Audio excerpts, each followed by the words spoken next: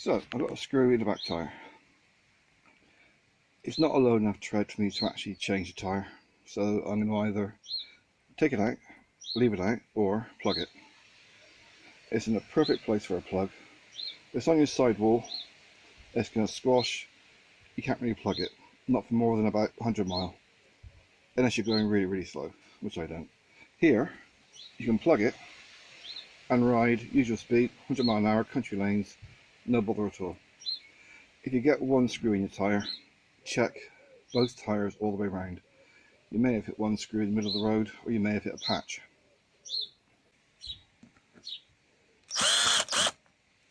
If it's only a shallow one, then you can get away with not plugging it. You can just take the screw out and just keep riding. If it's gone all the way through, then you've got to plug it.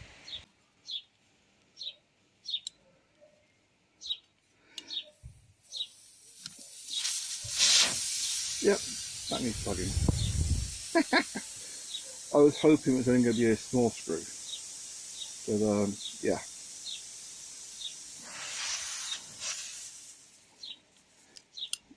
Why did you put it back in?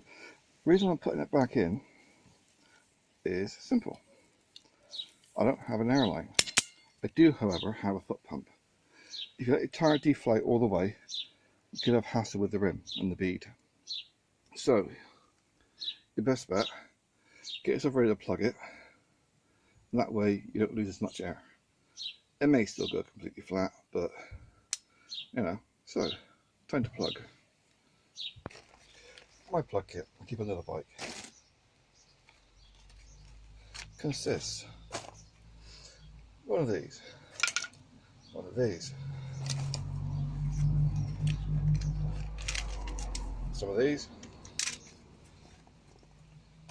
and a blade. Now you keep it under your seat, it's fine. Keep it wrapped up, it's fine. In England, if you have that in your pocket, you get 5 years, or you could get 5 years. You could put this all the way in further, and that would actually do as a temporary plug. Might do a few thousand miles. This. Nope. That one. This is to give you a uniform hole and let most of the air out in one go. Yep. Job done.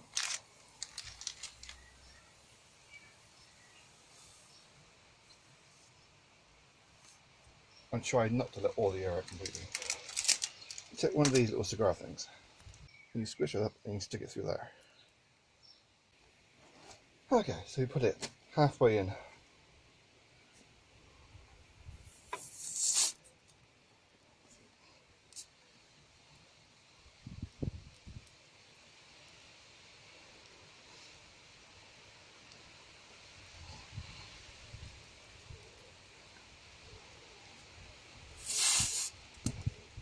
Like that. Got a bit left on the outside.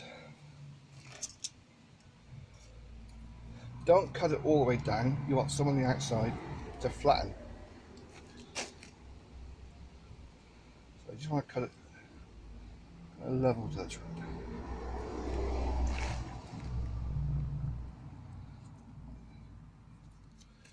Kind of like that. This is sticky fucking stuff.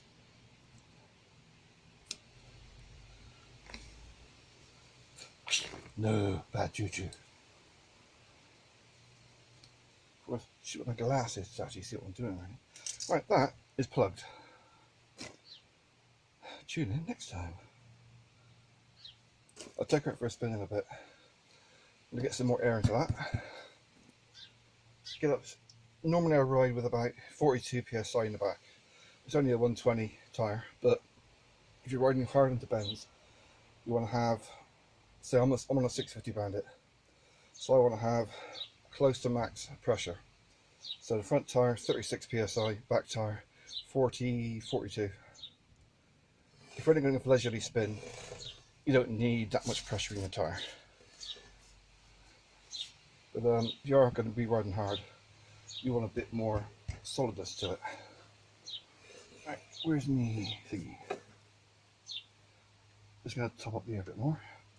I've already put some in. Okay, when you're doing your air pressure, these little pumps, I got the expensive double one. It cost me £7.50. You can get a single barrel that costs you about £4.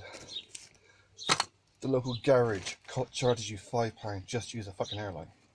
And you put it on straight down, this piece sticking up. So actually on camera, yeah. Keep it on, when it goes down flush, pull it over, that keeps it locked. Put your pressure on, you take it off, lift that and pull up at the same time. That way you minimise how much air you're losing.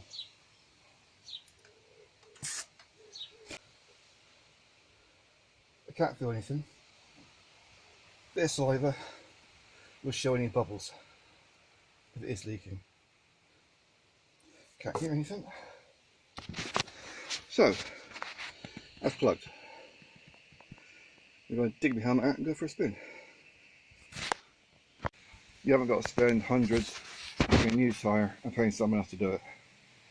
Plug kit like that cost me £15, and that was from a bike shop. You go to a bike show, you can get them for a £5. And these things don't break. Well, they can break them if you want to. They don't wear out. These things you can replace for 50p. So yeah, see how it goes. Brake light. Okay, I just did only about 4 or 5 miles. Here's the plug now. You can see that properly up in this crappy little camera. But just after about 4 miles, it's flattening nicely. Now I could just say fuck it and do a ton, but I'm not going to. I'm going to try and take it easy for a bit. All I'm going to do is another few miles, do a 10-15 maybe, take it nice and easy, not go over 60. And then tomorrow morning, hopefully, the air will still be in the bike. Or as much air as I can with aluminium rims. So you've got these old aluminium wheels. They wear out on the inside, so your bead's not as tight as it should be, even with new tyres. You can wire brush them on the inside, they still leak air. I'm losing about 1 psi a day. It's not an issue. I just check the tyre pressure when I go out anyway. So yeah, go for another spin, and then tomorrow have a look and see what sort of tyre pressure I've got. If I've got over 30, I've got like 35 when I left the house. If I've got over 30, then it's fine. Under 30, well, fuck it, have another go, or maybe new tyre. I've probably done about 3,000 miles on that tyre so far. See, guys who don't lean, you know, the car drivers, they only get a few thousand miles per tyre because they're only wearing out one bit. If you're wearing out both sides as well, then you'll get 3 times, you know, the mileage. Whilst I'm here, chain. It's got to be a little bit shiny, not soaking and dripping, but a little bit shiny. That means it's got lube. Now I've got a bit of splatter here, but I don't scrub it, I don't wash it. I think I cleaned that last year. I've done maybe 6,000 miles since. But if you put the lube on properly, you don't get any fling. You know, the occasional spot, and that's it. So yeah, tyre is plugged. The shiny stuff is here, and that's the ass end of your chain lube, where it will come down through here. If you get a few drops on the road, if it's just a drop, don't panic, it's just chain lube. If it's a constant thing, it's engine fucked up. So, tyre plugged. If you don't hear from me again, it means I've fucked the bike. But yeah, plug done.